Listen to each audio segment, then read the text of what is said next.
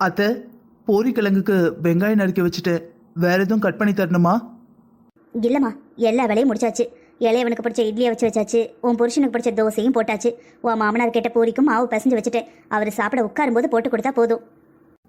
அத்தை, அப்ப நான் பாத்திரம்லாம் அலசி வச்சிடவா?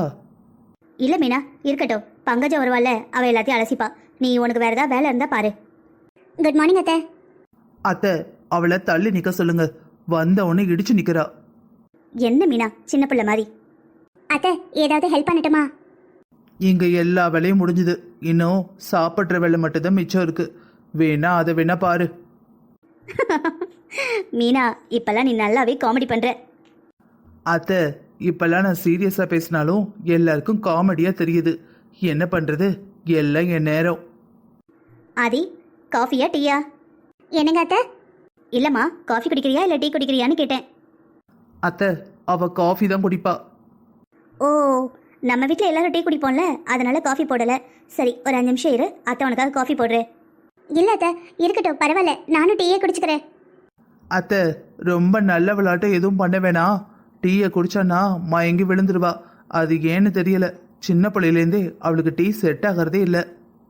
சரிம்மா, ஒரு நிமிஷம் இரு, நான் இதோ உனக்காக காஃபி போடுறேன். என்ன மீனா, இங்கே ஏற்கனவே காஃபி போட்டு இருக்கு. யாரும் காஃபி போட்டாங்களா என்ன? ஆமாங்க அத்தை, நான் தான் காஃபி போட்டேன். நீ காஃபி போட்டியா? ஆதிக்காகவா? ஆமா அத்தை, போனா போகுதுன்னு போட்டு வச்சேன். இவளுக்கு காஃபி தான் பிடிக்கும்னு உங்களுக்கு தெரியாதுல்ல. எஞ்சி வந்தோடனே இவளுக்கு காஃபி வேணும். மேடம் பல்லு கூட தேய்க்க மாட்டாங்க. Coffee with mixture. இந்த மேடமுக்கு மட்டும் எங்கள் அப்பா எப்போ பார்த்தாலும் மிக்சர் வேணும்னு வைப்பாரு. மிக்சர் இல்லைன்னா காஃபியே குடிக்க மாட்டா. இவன் மட்டும் காஃபி குடிக்கல, வீட்டில் இருக்கிற ஒரு ஆளே இருக்க விட மாட்டா. காஃபி காஃபின்னு கத்திக்கிட்டே கிடப்பா. அதனால தான் காலையில் கிச்சனுக்குள்ளே வந்தோடனே காஃபி போட்டு மூடி வச்சுட்டேன். அக்கா, எனக்காக காஃபி போட்டேன். அத்தை, ஃபர்ஸ்ட் தள்ளி நிற்க சொல்லுங்க, நான் கொலைகாரியை மாறிடுவேன். ஆதி, நீ கொஞ்சம் இந்த பக்கம் வாமா. உங்க அக்கா உனக்காக காஃபிலாம் போட்டிருக்கா பாரு. டென்ஷன் ஆக்காத. மீனா, சொல்லணும்னு நினச்சேன், மறந்தே போயிட்டு. கல்யாணம் நடந்தால் 5-6 நாள் ஆகிப்போச்சுல்ல. நம்ம எப்படினாலும் கோயிலுக்கு போயிட்டு வரணும். இப்போ நம்ம கல்யாணம் ஏற்பாடு பண்ணியிருந்தா மறுவீடு வைப்போம். அதுக்கப்புறம் கோயிலுக்கு போயிட்டு வருவோம். அதுக்கப்புறம் தான் எங்கேனாலும் போவோம். இப்போ கல்யாணம் தான் நம்ம நினச்ச மாதிரி நடக்கலை. அதான் கோயிலுக்கு போயிட்டு வரலாமேன்னு பார்த்தேன். சமந்தாரி வீட்டில் போய் நம்ம கூப்பிட போகணும்ல. நம்ம சார்பா நீ போயிட்டு வந்துடுறியாமா? சாரி அத்தை, என்னாலெல்லாம் போக முடியாது. ஏதோ கல்யாணம் நார்மலாக நடந்த மாதிரி போய் கூட்டிட்டு வாங்குறீங்க. என்னை நல்லா வச்சு செஞ்சிருவாங்க. என்னம்மா இப்படி சொல்கிற? இந்த வீட்டோட மூத்த மருமக நீ தானே கூப்பிட போகணும். அத்தை, நீங்க சொல்றது நல்லா இருக்கு. உங்க பிள்ளையும் இவளும் ஓடி போய் கல்யாணம் பண்ணிப்பாங்க. எங்க வீட்டில் இருக்கிறவங்க அழுது கூப்பாடு போட்டு புரண்டுக்கிட்டு கிடக்குறாங்க. இந்த சமயத்தில் போயிட்டு வாங்க கோயிலுக்கு போவோம்னா என்னை எதை வச்சு அடிப்பாங்கன்னே தெரியாது. உங்க குடும்பத்துக்காகன்னு போய் பேசலாம். அதுக்காக உங்க குடும்பத்தோட மூத்த மருமகங்கிறதுக்காக அடியும் மிதியும் வாங்க முடியுமா? என்ன நீ யார் வீட்டுக்கோ போற மாதிரி பேசுற? உங்க வீடு தானே. உங்க அப்பா, உங்க அம்மா, உங்க அண்ணன் தானே. நீ போனா பாதி சமாதானம் ஆயிடுவாங்க. இங்க பாருங்க அத்தை, சமாதானம் ஆகிற மாதிரி இங்க எதுவும் நடக்கல. யார் போனாலும் சமாதானம் ஆகவே மாட்டாங்க. என்னால போக முடியாது. வேற யாராவது அனுப்புங்க. இல்ல போயே ஆகணும் அப்படின்னா நீங்க கூட போங்க. என்னை ஆளை விடுங்க, நான் கிளம்புறேன். உங்களுக்கு ஏதாவது வேலை இருந்ததுன்னா என்னை கூப்பிடுங்க அத்தை, நான் வந்து செஞ்சு கொடுத்துட்டு போறேன். சாரி அத்தை, எதுவும் நினைச்சுக்காதீங்க, முடியாதுன்னு சொல்லிட்டு நீனு. இருக்கட்டும்மா, நீ போ, நான் பாத்துக்கிறேன். அத்தை, இப்பவே கோயிலுக்கு போகணும்னு என்ன இருக்கு? கொஞ்ச நாள் ஆனதுக்கப்புறம் போய்க்கலாம் அத்தை. அப்படி இல்லடா, இந்த மாதிரி சந்தர்ப்பத்தில் நம்ம ரொம்ப நாள் ஆற போடக்கூடாது.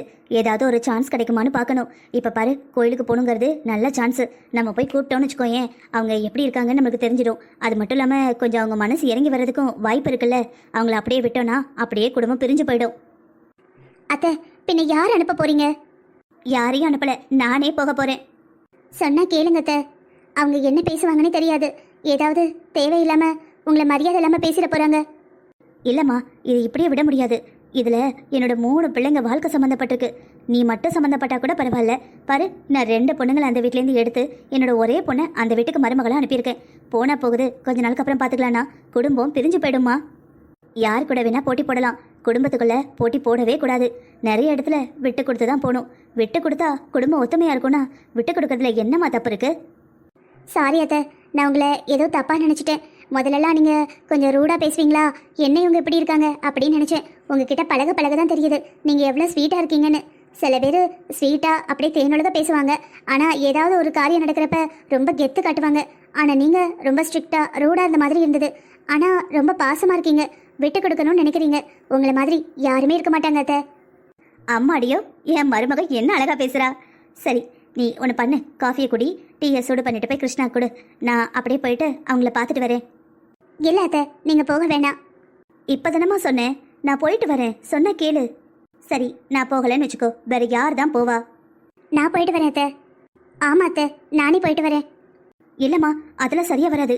உன் மேலே அவங்க பயங்கர கோவத்தில் இருக்காங்க. நீ போனால் அவங்க என்ன பேசுவாங்கன்னே தெரியாது. இல்லை அத்தை, நான் போகிறது தான் சரியாக இருக்கும்.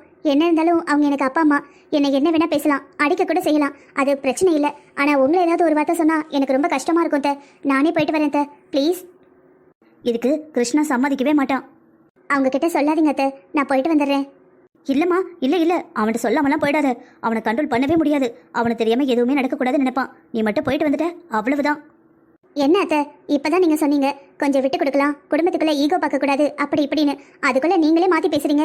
யோசிச்சு பாருங்கள், நீங்கள் எங்கள் எல்லாருக்கும் பெரியவங்க, எங்கள் அம்மாவுக்கும் மேலே. நீங்கள் உங்களை அவமானப்படட்டுன்னு விட்டுட்டு நான் எப்படி வீட்டுக்குள்ளே பத்திரமா இருக்க முடியும்? நான் போக தான் போகிறேன். அவங்க என்னை என்ன சொன்னாலும் பரவாயில்ல. ஆனால் உங்கள் பிள்ளைகிட்ட மட்டும் சொல்லாதீங்க அத்தை. உண்மையாகவே எனக்கும் உங்கள் புள்ளனா பயம்தான். சரிம்மா, சரி, அப்போ ஒன்று பண்ணு, அவனுக்கு டீ கொடு. அவன் கிளம்பி ஆஃபீஸ் போட்டோம். அவன் ஆஃபீஸ் போயிட்டா எல்லாத்தையும் மறந்துடுவான். அதுக்கப்புறமா நீ பொறுமையாக உங்கள் வீட்டில் போய்ட்டு எல்லாரையும் கோயிலுக்கு கூட்டிகிட்டு வா. அவங்க ஓரளவுக்கு நார்மலாக இருந்தாங்கன்னா சொல்லு, நான் அப்புறம் உங்கள் அக்கா எல்லாருமே போய் கூட்டிகிட்டு வரோம். சரிங்க அத்தை.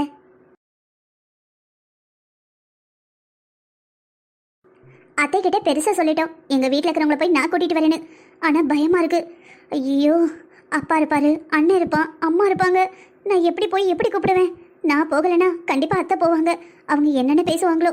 சரி, அத்தை கிட்ட சொன்ன மாதிரி அடிச்சா கூட வாங்கிக்க வேண்டியதான். இவர்கிட்ட சொல்லிடலாமா?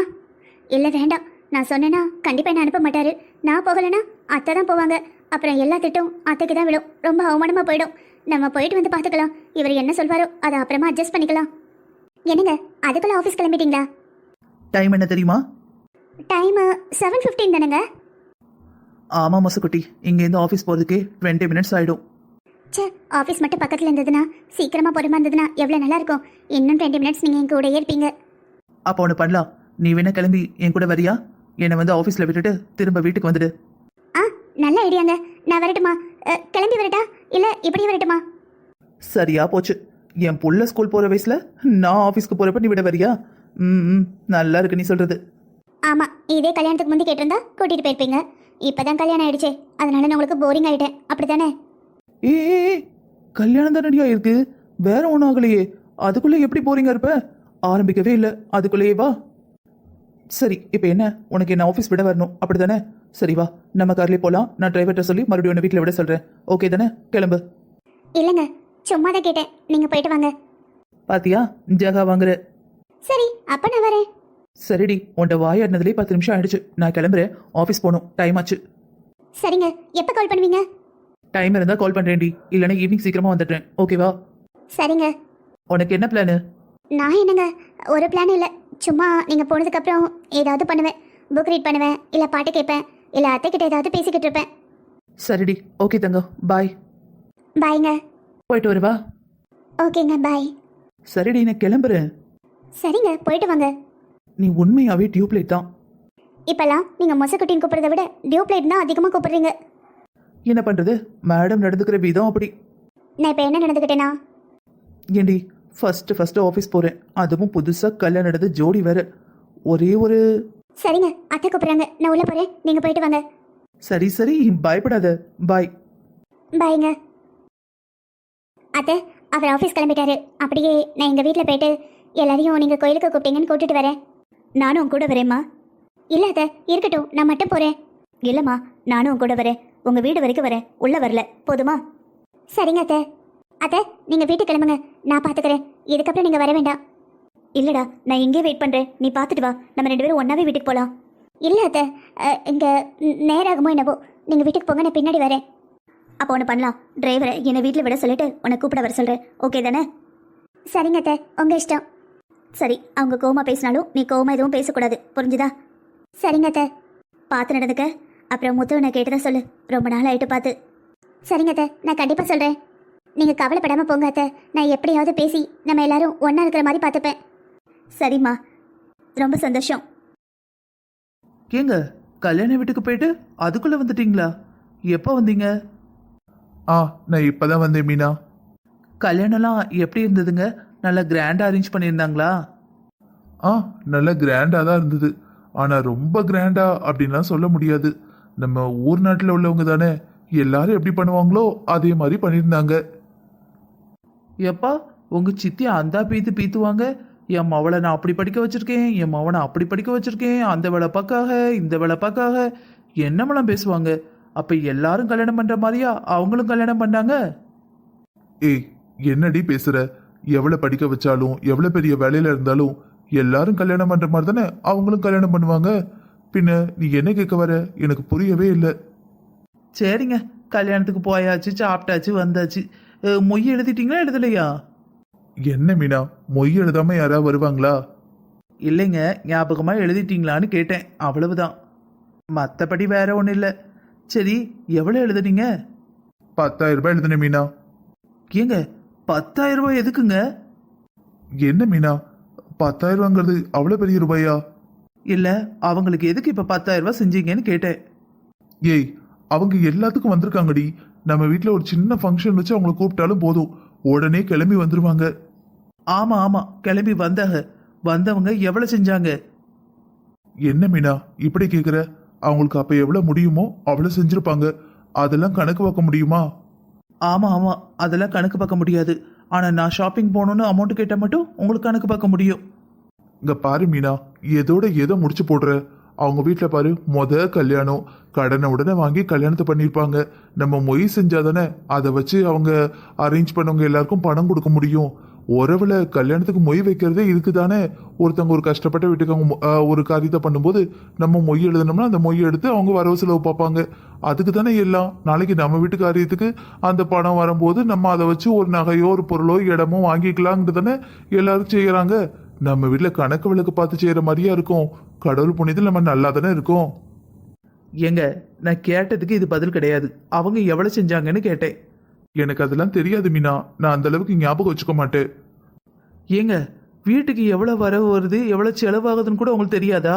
நீங்கள் இப்படி இருக்கிறதுனால தான் உங்கள் தம்பி உங்கள் தலை மேலே ஏறி உட்காந்து ஆடிக்கிட்டு இருக்காரு. ஏய், இப்போ எதுக்கு நேரம் என் தம்பி கிட்ட போற? நீ நடந்துன்னு பேசிக்கிட்டு இருக்கோம். நம்மளை பத்தி மட்டும் பேசு, அவனை பத்திலாம் பேசாத. ஏன், உங்கள் தம்பியை பற்றி பேசினா என்ன செய்யுது? அவர்கிட்ட கேட்டு பாருங்க. வரவு செலவெல்லாம் எப்படி பார்க்கணுன்னு அவருக்கு தான் தெரியும். ஏன்னா உழைக்கிறவருக்கு தானே தெரியும். மீனா, இப்ப என்ன சொல்ல வர? நான் உழைக்கலன்னு சொல்ல வரியா? நானும் என்னால முடிஞ்ச அளவுக்கு அதிகமாகவே நம்ம கம்பெனிக்கு உழைக்கிறேன். ஆனால் எல்லாரும் உங்கள் தம்பி பேர் தானே சொல்கிறாங்க. நீங்கள் உழைக்கிறதா இந்த கம்பிட்டனா கம்பியோ கம்பெனியோ ரெண்டும் ஒன்று தான். அதை தூக்கி நிறுத்துறது உங்கள் தம்பி கிருஷ்ணன் தானே சொல்கிறாங்க. மூத்தவர் ராம இருக்காரு, அவர் இவ்வளத்தை சாதிச்சாரு அப்படின்னு உங்களை பற்றி ஒன்னையும் சொல்ல மாட்டேக்காவே. உனக்கு என்னதான் பிரச்சனை மீனா? அவங்க சொன்னா என்ன, சொல்லணும்னா என்ன? நமக்கு தெரியாதா நம்ம உழைக்கிறோமா இல்லையான்னு? உங்களுக்கு தெரியுமோ தெரியாதோ, எனக்கு தெரியாது. நீங்கள் உழைக்கிறது உங்களுக்கு மட்டும் தெரிஞ்ச போதாது, எல்லாருக்கும் தெரியணும். புரியுதா? சரி, அப்போ ஒன்று பண்றேன். அடுத்த டைம் நான் வேலையெல்லாம் பார்த்துட்டு நான் வேலை பார்த்தேன்னு மைக்கு வச்சு ஊருக்கே சொல்றேன். போதுமா? சரிடி, எதுக்கு உருன்னு கோவமா இருக்க? உங்க அம்மா காணாததை கண்ட மாதிரி பிஹேவ் பண்றாங்க. அப்படின்னா புரியல. எதுனாலும் நேரடியா சொல்லு. ஆமா, உங்கள்கிட்ட நேரடியாக சொன்னா மட்டும் பளிச்சுன்னு புரிஞ்சிருமாக்கும். சரி மீனா, எனக்கு ஒரு கப் டீ எடுத்துட்டு வரியா? நான் கேட்டதுக்கு நீங்க இன்னும் பதிலே சொல்லல. இன்னும் என்னடி பதில் சொல்லணும்? அவங்க உங்களுக்கு எவ்வளவு செஞ்சாங்கன்னு கேட்டேன். எனக்கு தெரியாதுன்னு நான் ஏற்கனவே சொல்லிட்டேன். ஏங்க, நம்ம கல்யாணத்துக்கு 100 ரூபா செஞ்சுருக்காங்க, நம்ம மறுவீட்டுக்கு 100 ரூபா செஞ்சுருக்காங்க, நம்ம திருச்செந்தூர் கோயில் போயிட்டு வந்தோம், கோயில் போயிட்டு வந்துட்டோன்னு இனிவன் கொடுக்க போனோம். அப்போ 2 பேருக்கும் திருநாள் பூசி 50 100 ரூபா கொடுத்துருக்காங்க. ஆக மொத்தம் 300 ரூபா கொடுத்துருக்காங்க. நம்ம கல்யாணம் தான் உங்கள் குடும்பத்திலே கல்யாணம்.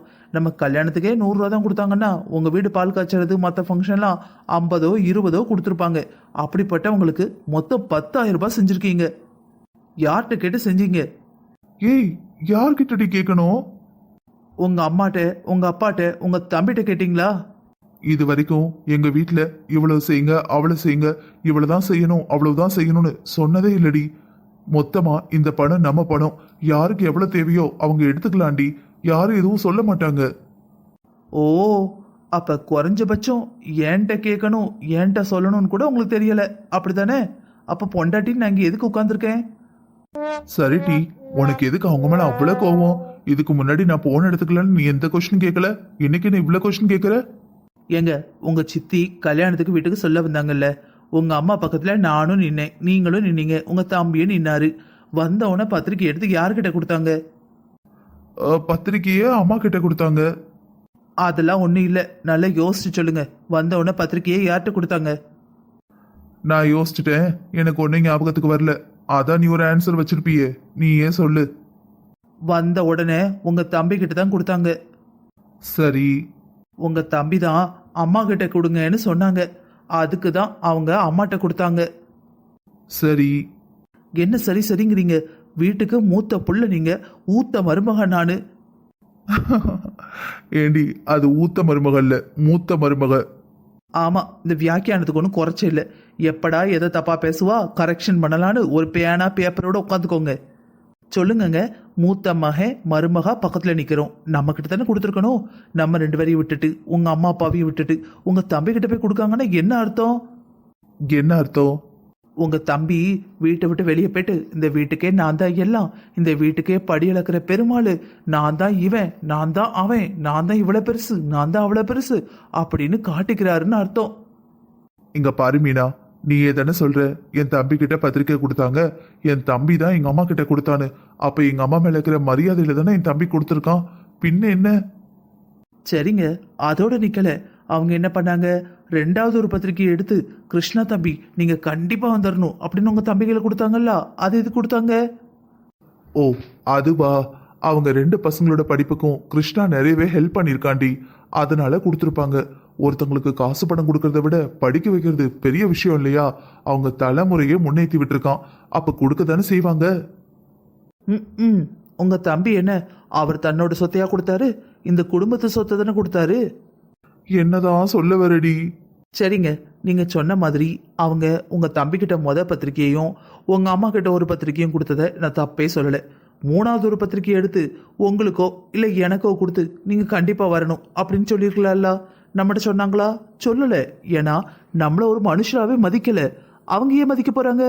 வீட்டில் உள்ளவங்களே உங்களை ஒரு மனுஷனா மதிக்கல, என்ன ஒரு மனுஷியா மதிக்கலங்கிறப்ப வர்றவங்களும் அப்படித்தானே இருப்பாங்க.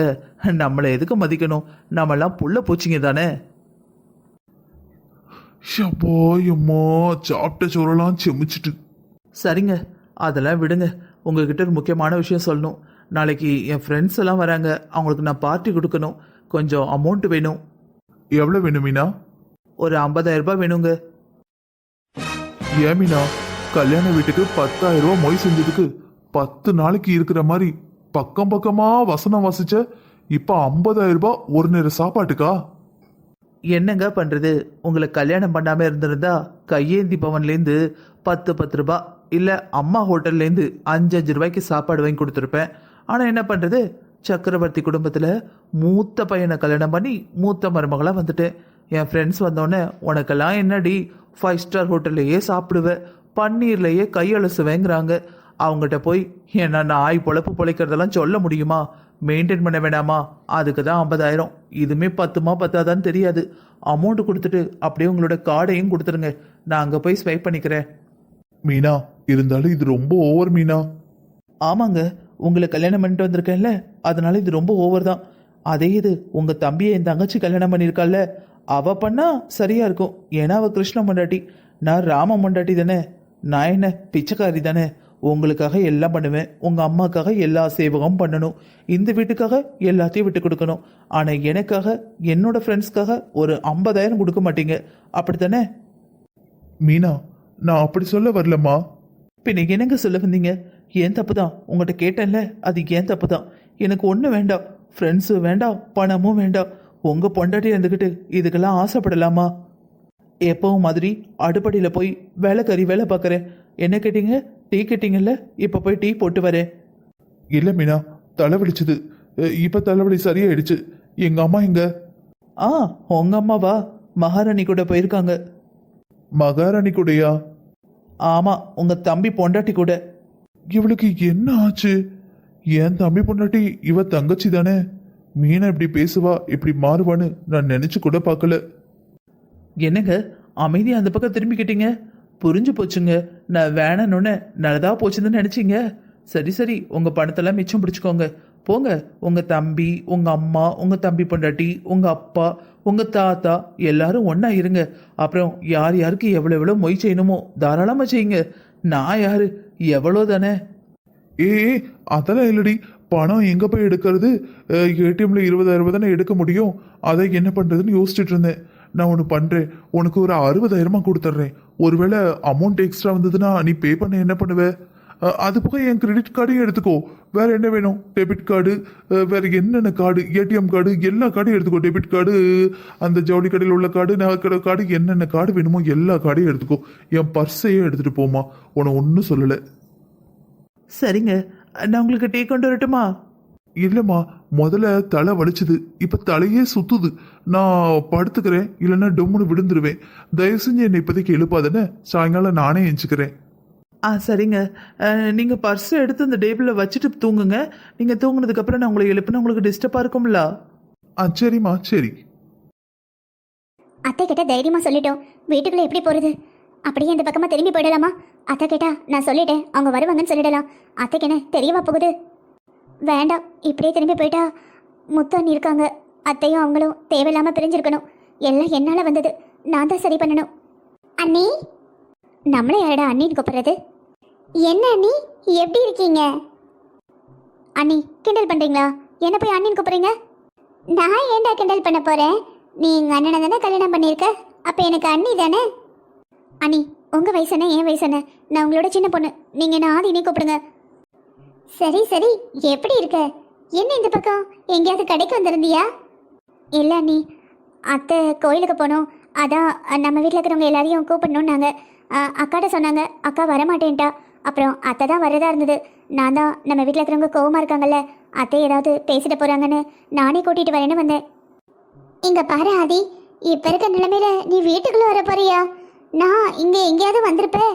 ஒருவேளை ஏன் ஞாபகம் வந்து என்னை பார்க்க வந்தியோ நினச்சி பேசுனேன். இல்லை நீ உங்கள் எல்லாரையும் பார்க்கணுன்னு தான் வந்திருக்கேன். ஆதி, எல்லாரும் ரொம்ப கோவமாக இருக்காங்கம்மா. இப்போ நீ வர்றது எனக்கு சரியா படலை. அண்ணி, என்னைக்குனாலும் நான் இதை ஒரு நாள் ஃபேஸ் பண்ணி தானே ஆகணும். அது இன்னைக்கு இருக்கட்டும் அண்ணி. என்ன சொல்லிடுவாங்க? திட்டுனா திட்டட்டும், அடிச்சா கூட அடிச்சுக்கட்டும், ஏன் குடும்பம் தானே. பேசுறதெல்லாம் நல்லா தான் பேசுகிற. ஆனால் ஏம்மா இப்படி என்கிட்ட சொல்லாம கொள்ளாம ஓடி போய் கல்யாணம் பண்ணிக்கிட்டேன்? அண்ணி, நீங்கள் நினைக்கிற மாதிரிலாம் எதுவுமே இல்லை அண்ணி. என்ன ஒன்றும் இல்லை, புருஷனை முன்னாடி கல்யாணம் பண்ணி மாலையோடு வந்து இறங்கிட்டு நாங்கள் நினைக்கிற மாதிரி ஒன்றும் இல்லைங்கிற. ப்ளீஸ் அண்ணி, உள்ளே போய் பேசலாமா? உங்களுக்கு ஒரு தடவை, வீட்டில் இருக்கிறவங்களுக்கு ஒரு தடவை சொல்ல வேண்டியிருக்கும். உள்ளே போகலாம் அண்ணி, யாராவது பார்க்க போகிறாங்க. அதுவும் சரிதான். உங்கள் அம்மா நான் ஒரு வாரம் வெளியவே போகல. இன்றைக்கி தான் கொஞ்சம் காய்கறி பழங்கள்னு வாங்கிட்டு வரலாம் அப்படின்னு சொல்லிட்டு வெளியே போயிட்டு வரேன். முதல்ல ஒரு 4 நாள் உங்கள் வீட்டில் இருக்கிறவங்க யாருமே சாப்பிடலை. இன்றைக்கி தான் ஓரளவுக்கு பரவாயில்ல. எல்லாத்தையும் மறந்துக்கிட்டு இருந்தாங்க. நீ மறுபடியும் வந்திருக்க, என்ன நடக்க போகுதுன்னு தெரியலை. சரி வா, என்னைக்கு இருந்தாலும் இது உன் வீடு, வரக்கூடாதுன்னு நான் எப்படி சொல்ல முடியும்? அதெல்லாம் நீங்கள் சொல்ல முடியும் அண்ணி.